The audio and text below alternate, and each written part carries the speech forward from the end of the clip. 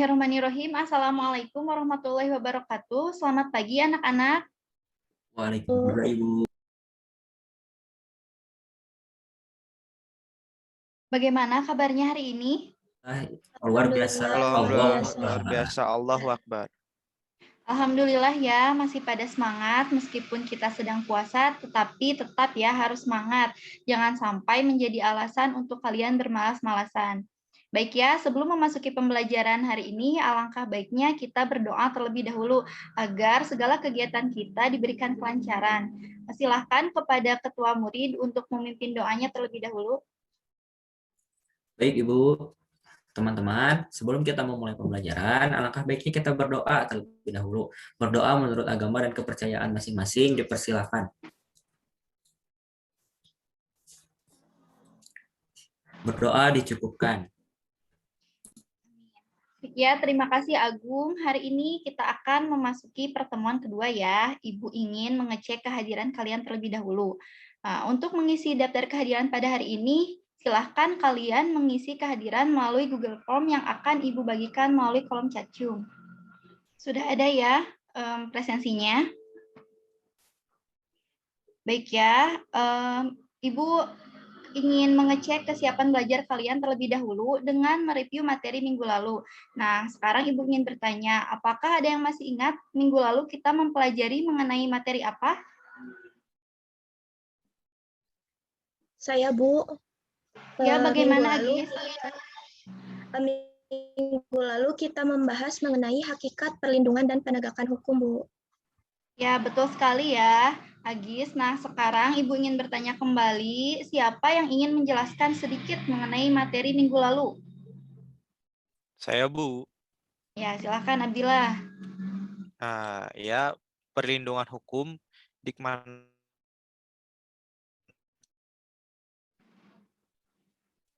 dimaknai maupun lembaga pemerintahan dan swasta yang bertujuan mengusahakan pengamanan, penguasaan, dan pemenuhan kesejahteraan hidup sesuai dengan hak-hak asasi yang ada.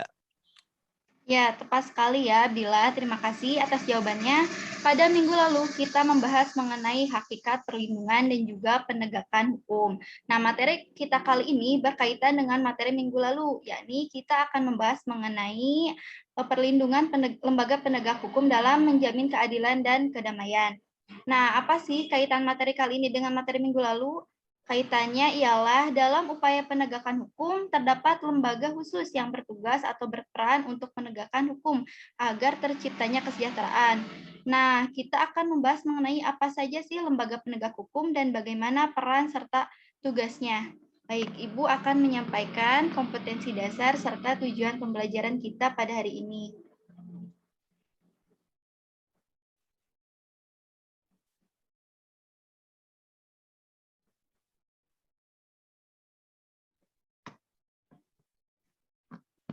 Apakah sudah terlihat?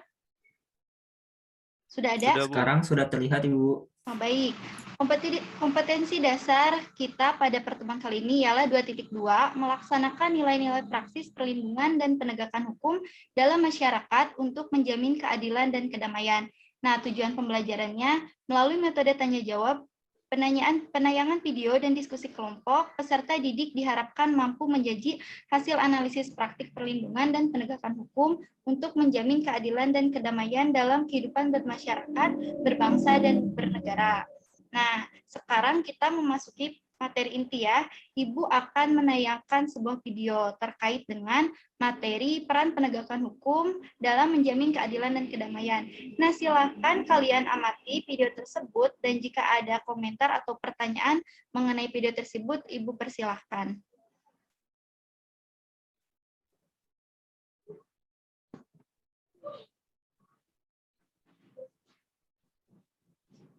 Sebentar ya. Sepertinya ada.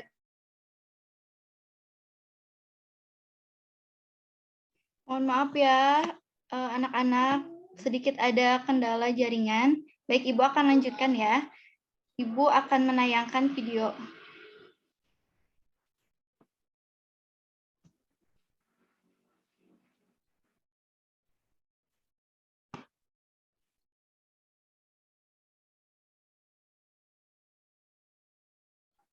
Bagaimana, sudah terlihat videonya? Berawal dari laporan masyarakat yang resah dengan aksi konvoi yang ugal-ugalan dan membahayakan pengendara lainnya. Para pelajar yang melakukan konvoi dengan menggunakan motor dan mengganggu pengendara lainnya diamankan jajaran Satlantas bersama Satuan Sabara Polrestabes Bandung. Seperti yang terpantau dari rekaman CCTV, gerombolan pelajar tersebut melintas di Jalan Banda. Polisi pun melakukan pengejaran dan berhasil menangkap mereka. Total pelajar yang berhasil diamankan yakni 10 orang dan mereka masih berstatus sebagai pelajar SMP di sebuah sekolah di Kota Bandung.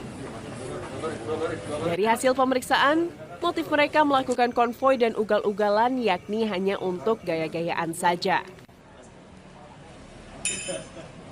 Sampai saat ini penyidikan kita atau hasil interogasi kita tidak terafiliasi dengan kelompok-kelompok bermotor yang ada di Kota Bandung yang memang sudah terkenal meresahkan. Kita tidak menemukan bukti-bukti sampai ke sana. Oke. Ya, baik. Jadi kalau di KUHP itu kan diatur untuk pelanggaran mengganggu ketertiban umum di 503 dan 510. Namun karena adik-adik yang kita amankan ini seluruhnya masih di bawah umur, kita kenakan Undang-Undang Perlindungan Anak. Hasil pemeriksaan tadi ada yang tidak bisa menunjukkan SIM, ada yang tidak bisa menunjukkan surat-surat. Kemudian sebagian kendaraannya untuk knalpotnya tidak standar atau bahasa yang ngetren saat ini knalpot bising.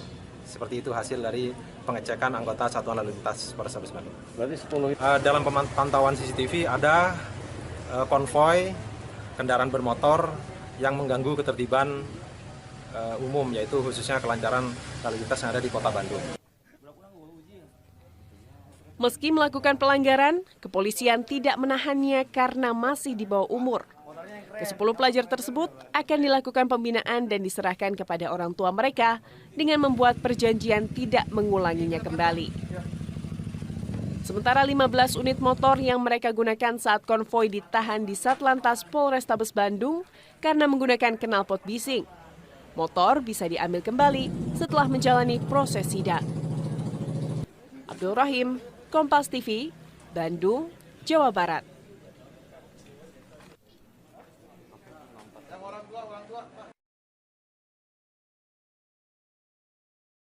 Mohon maaf ya, anak-anak, jaringan di Ibu sedang tidak stabil dari tadi, keluar masuk. Baik ya, setelah kalian menonton video tersebut, apakah ada yang ingin ditanyakan atau berkomentar? Saya Bu Guru. Ya, silakan Adit. Nah, dari video tersebut dapat dijelaskan mengenai salah satu lembaga dikenal dengan sebutan polisi yang tengah menjalankan peran atau tugasnya untuk menjaga ketertiban dan juga keamanan dengan mengamankan belasan remaja di Kota Bandung yang tengah melaksanakan atau melakukan konvoi yang meresahkan warga sekitar dan juga membahayakan buat dirinya dan pengendara lainnya. Begitu, Bu. Betul ya, tepat sekali Adit jawabannya, bahwa polisi itu atau Polri merupakan salah satu dari lembaga penegak hukum yang ada di Indonesia.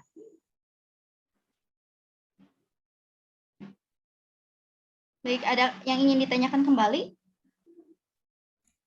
Saya Bu mau bertanya. Ya, silakan Agung. Sebenarnya Bu, apa saja sih peran serta polisi sebagai lembaga penegak hukum selain dari menjaga ketertiban dan keamanan, Bu? Bagus ya pertanyaannya Agung. Ibu ingin, apakah ada yang ingin menjawab pertanyaan dari Saudara Agung?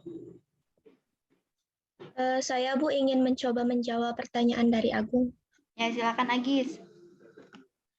Polisi atau biasa disingkat dengan Polri merupakan lembaga negara yang berperan dalam memelihara keamanan dan ketertiban masyarakat, menegakkan hukum, serta memberikan perlindungan, pengayoman, dan pelayanan kepada masyarakat dalam rangka terpeliharanya keamanan dalam.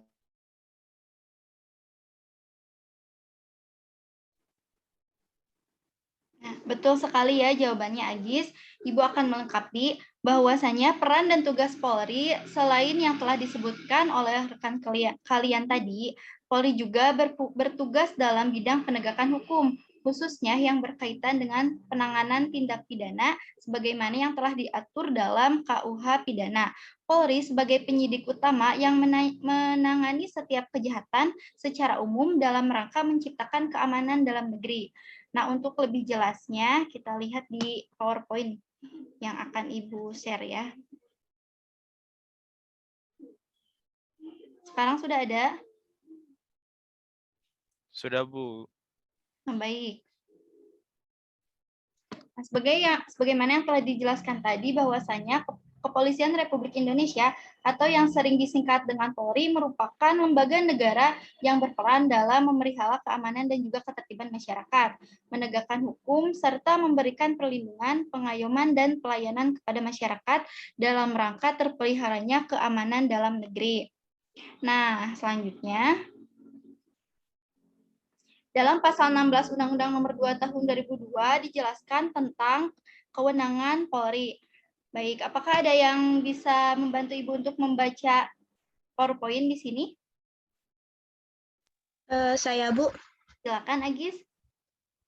Pasal 16 Undang-Undang Nomor 2 Tahun 2002 tentang Polri telah menetapkan kewenangan sebagai berikut. Yang pertama, melakukan penangkapan, penahanan, penggeledahan, dan penyitaan, melarang setiap orang meninggalkan atau memasuki tempat kejadian perkara untuk kepentingan penyidikan, membawa dan menghadapkan orang kepada penyidik dalam rangka penyidikan, menyuruh berhenti orang yang dicurigai, dan menanyakan serta memeriksa tanda pengenal diri, melakukan pemeriksaan dan penyitaan surat, memanggil orang untuk didengar dan diperiksa sebagai tersangka atau saksi, mendatangkan orang ahli yang diperlukan dalam hubungannya dengan pemeriksaan perkara, mengadakan penghentian penyidikan, mengajukan permintaan secara langsung kepada pejabat imigrasi yang berwenang di tempat pemeriksaan imigrasi dalam keadaan mendesak atau mendadak untuk mencegah atau menangkal orang yang disangka melakukan tindak pidana, memberikan petunjuk dan bantuan penyidikan kepada penyidik pegawai negeri sipil, serta menerima hasil penyidikan penyidik pegawai negeri sipil untuk diserahkan kepada penuntut umum, dan yang terakhir mengadakan tindakan lain menurut hukum yang bertanggung jawab. Seperti itu, Bu. Baik, terima kasih ya, Agis. Nah, terima kasih ya. Selain Polri, terdapat 4 lembaga penegak hukum lainnya. Di antaranya ada Kejaksaan, Kehakiman, Advokat, dan juga KPK. Nah, sekarang kita lanjut ke peran lembaga penegak hukum selanjutnya, yaitu Kejaksaan. Nah, Kejaksaan ialah lembaga negara yang bertugas dalam bidang penuntutan. Penuntutan adalah tindakan jaksa untuk melimpahkan perkara pidana ke pengadilan negeri yang berwenang dalam hal dan menuntut cara yang diputus oleh hakim. Nah, keberadaan Kejaksaan Republik Indonesia ini telah diatur dalam Undang-Undang Republik Indonesia Nomor 16 Tahun 2004 tentang Kejaksaan Republik Indonesia. Nah, baik sampai di sini, apakah ada yang ingin bertanya? Saya, Bu, izin bertanya, Bu. Silakan, Adit. Jika seorang koruptor tertangkap tangan oleh kejaksaan, nah, apakah pihak kejaksaan harus menyerahkan ke pihak kepolisian untuk dilakukan pemeriksaan atau pihak kejaksaan langsung memeriksa koruptor tersebut, Bu? Wah, pertanyaan dari Adit menarik sekali ya. Nah, apakah di sini ada yang ingin mencoba menjawab terlebih dahulu pertanyaan dari Adit? Saya, Bu. Ya, silakan, Abdillah. Menurut saya, yang berwenang dalam hal penyidikan adalah kepolisian, sebagaimana yang telah dijelaskan tadi bahwa Polri sebagai penyidik utama yang menangani setiap kejahatan secara umum, sedangkan jaksa bertugas dalam hal penuntutan saja. Baik, tepat sekali ya jawabannya Abdillah. Terima kasih. bahwa benar ya, meskipun jaksa menangkap tangan seseorang yang diduga melakukan korupsi, maka tidak serta-merta prosedur hukumnya langsung dituntut oleh kejaksaan. Perlu adanya pemeriksaan terlebih dahulu melalui penyidikan. Nah, proses penyidikan ini bisa dilakukan oleh kepolisian dan juga KPK karena kasus di sini merupakan kasus korupsi. Nah, sampai di sini paham? Paham, Bu. Baik, sekarang Ibu ingin menugaskan kepada kalian untuk berdiskusi secara kelompok. Kelompoknya terdiri dari 4-5 orang. Silahkan kalian berdiskusi dan mencari peran atau tugas dari lembaga penegak hukum, yaitu ada tadi ya, kehakiman, advokat, dan juga KPK. Nah, Ibu akan membagi kalian ke dalam 3 kelompok. Kelompok pertama mencari peran dari lembaga kehakiman, kelompok kedua mencari peran dari advokat, dan kelompok ketiga mencari peran dari KPK. Nah, Ibu akan beri waktu kalian untuk berdiskusi selama 15 menit. Dan setelah itu kalian akan mempresentasikan hasil diskusinya. Dapat dimengerti? Baik. Kelompok 1 terdiri dari Agis dan juga Abdillah. Kelompok 2 terdiri dari Agung dan Andin, dan kelompok 3 ada Adit dan juga Ane. Nah, apakah ada yang ditanyakan kembali? Tidak, Ibu. Silakan ya, diskusi kita mulai. Baik, waktunya sudah habis. Silahkan kepada kelompok 1 untuk mempresentasikan hasil diskusinya. Baik, mohon izin Ibu, saya Agis Rizky Sitatianti, perwakilan dari kelompok 1 akan memaparkan hasil diskusi kelompok kami. Hasil diskusi kelompok 1 membahas tentang peran lembaga kehakiman. Hakim adalah pejabat peradilan negeri yang diberi wewenang oleh undang-undang untuk mengadili. Mengadili merupakan serangkaian tindakan hakim untuk menerima, memeriksa, dan memutuskan perkara hukum berdasarkan asas bebas, jujur, dan tidak memihak di sebuah sidang pengadilan berdasarkan ketentuan perundang-undangan. Setiap hakim melaksanakan proses peradilan yang dilaksanakan di sebuah tempat yang dinamakan pengadilan. Perwujudan kekuasaan kehakiman diatur sepenuhnya dalam Undang-Undang Republik Indonesia Nomor 48 Tahun 2009 tentang Kekuasaan Kehakiman. Sekian dari kelompok 1. Terima kasih. Baik, bagus sekali ya presentasi dari kelompok 1. Kita beri tepuk tangan ya. Silahkan kepada kelompok lain jika ada yang ingin berkomentar ataupun bertanya kepada kelompok 1.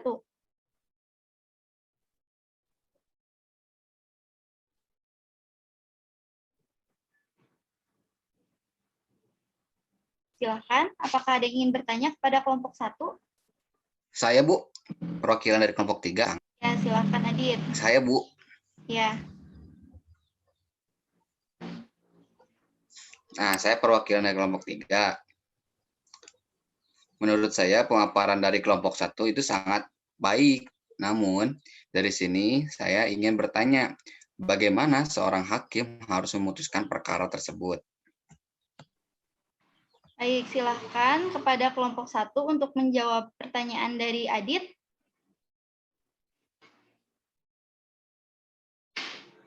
Ya, izin menjawab ya. Perkenalkan, nama saya Abdillah, perwakilan dari kelompok 1. Menurut kami, dalam memutuskan perkara hakim, wajib memanggil, mengikuti, dan memahami nilai-nilai hukum dan rasa keadilan yang hidup dalam masyarakat. Mungkin sekian. Betul ya jawabannya. Jadi dalam membuat putusan, seorang hakim itu sepatutnya dalam menimbang dan memutus suatu perkara dengan harus memperhatikan asas keadilan, asas kepastian hukum, dan juga kemanfaatan agar putusan yang dikeluarkan menjadi putusan yang ideal. Selanjutnya silahkan Ibu persilahkan kepada kelompok 2 untuk mempresentasikan hasil diskusinya. Silahkan kepada kelompok 2. Kelompok 2 terdiri dari Agung. Silahkan Agung. Silahkan Agung untuk mempresentasikan. Baik, Ibu, mohon izin saya Agung Lukan hasil diskusi dari kelompok kami. Baik, Ibu, izinkan saya ya Bu ya. Di sini hasil diskusi kami tentang peran advokat, Ibu, bahwa advokat adalah orang yang berprofesi memberi jasa hukum baik di luar maupun di dalam pengadilan. Kita lanjutkan ya kepada tadi sampai presentasi kelompok 2 ya. Iya Ibu, tadi sampai kelompok 2. Terima kasih ya kelompok 2. Sekarang apakah ada yang ingin bertanya kepada kelompok 2? Ibu persilakan. Ya Bu, saya ingin izin bertanya kepada kelompok 2. Apakah untuk menjadi seorang advokat memiliki syarat-syarat tertentu? Silahkan kelompok 2 untuk menjawab pertanyaan dari Abdillah. Baik Ibu, izin menjawab pertanyaan dari teman saya. Jadi seperti ini, Abdillah, untuk menjadi seorang advokat tentunya ada beberapa syarat gitu ya untuk dipenuhi. Antara lain yang pertama harus WNI, warga negara Indonesia. Kedua, ada bertempat tinggal di Indonesia. Ketiga, tidak berstatus sebagai pegawai negeri atau pejabat negara. Keempat, berusia sekurang-kurangnya itu 25 tahun. Selanjutnya, berijazah sarjana yang berlatar belakang pendidikan tinggi hukum. Selanjutnya ada lulus ujian yang diadakan oleh organisasi advokat, ada magang sekurang-kurangnya 2 tahun, tidak pernah dipidana karena melakukan tindak pidana kejahatan yang diancam dengan pidana penjara 5 tahun atau lebih, dan syarat yang terakhir yaitu berperilaku baik, jujur, bertanggung jawab, adil, dan mempunyai manfaat. Baik, tepat sekali ya kelompok 2. Sekarang Ibu persilahkan kepada kelompok terakhir untuk mempresentasikan hasil diskusinya. Silakan.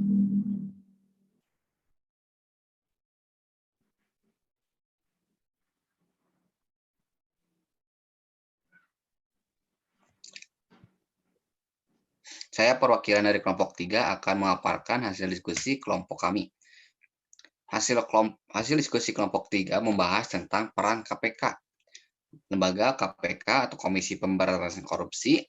Komisi Pemberantasan Korupsi ini adalah sebuah komisi yang dibentuk pada tahun 2003 berdasarkan Undang-Undang Republik Indonesia Nomor 30 Tahun 2002 tentang Komisi Pemberantasan Tindak Pidana Korupsi.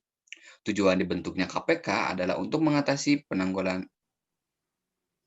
menanggulangi dan memberantas korupsi. Sekian dari kelompok 3, Bu. Terima kasih. Ya, bagus ya kelompok 3. Karena waktunya sudah hampir habis, jadi Ibu cukupkan diskusi kali ini. Hasil diskusi kali ini sangat baik ya. Terima kasih. Baiklah anak-anak, kegiatan pembelajaran kita pada hari ini telah selesai.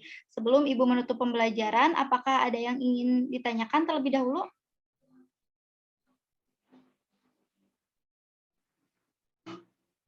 Baik, sepertinya tidak ya. Baik, kalau begitu Ibu ingin ada yang menyimpulkan mengenai pematerian kita pada hari ini. Silahkan. Saya Ibu mencoba untuk menyimpulkan. Jadi kesimpulannya bahwa untuk menjamin perlindungan dan penegakan hukum perlunya peranan Bu dari lembaga hukum. Nah, lembaga penegak hukum di Indonesia itu ada banyak ya, ada Polri, ada Kejaksaan, ada Kehakiman, advokat, dan juga KPK. Kelima lembaga tersebut memiliki peran yang berbeda-beda namun dengan tujuan yang sama, yaitu menciptakan keadilan dan kedamaian. Seperti itu Ibu. Bagus ya, terima kasih Agung atas kesimpulannya. Selanjutnya Ibu akan memberikan refleksi bahwasannya dalam penegakan keadilan dan juga kedamaian perlu adanya kerjasama antara lembaga penegak hukum dan juga masyarakat agar terciptanya negara yang sejahtera. Nah, akan sulit ya terciptanya negara yang sejahtera apabila yang berperan di sini hanyalah lembaga penegak hukum saja. Kita juga selaku masyarakat harus ikut andil agar terciptanya suatu negara yang tertib dan juga damai. Nah, sebagai evaluasi, Ibu akan memberikan tugas berupa soal pilihan ganda melalui kuisis ya, yang akan Ibu bagikan nanti di grup WhatsApp. Waktu pengerjaannya Ibu beri waktu sampai dengan pukul 12 malam nanti. Sampai di sini paham? Paham Ibu. Paham, Ibu. Jika sudah paham, kita akhiri saja pertemuan kali ini. Ibu ucapkan terima kasih atas partisipasinya dan jangan lupa ya, kerjakan kuisnya. Kita tutup dengan bacaan hamdalah bersama-sama. Alhamdulillahirrabbilalamin. Terima kasih ya.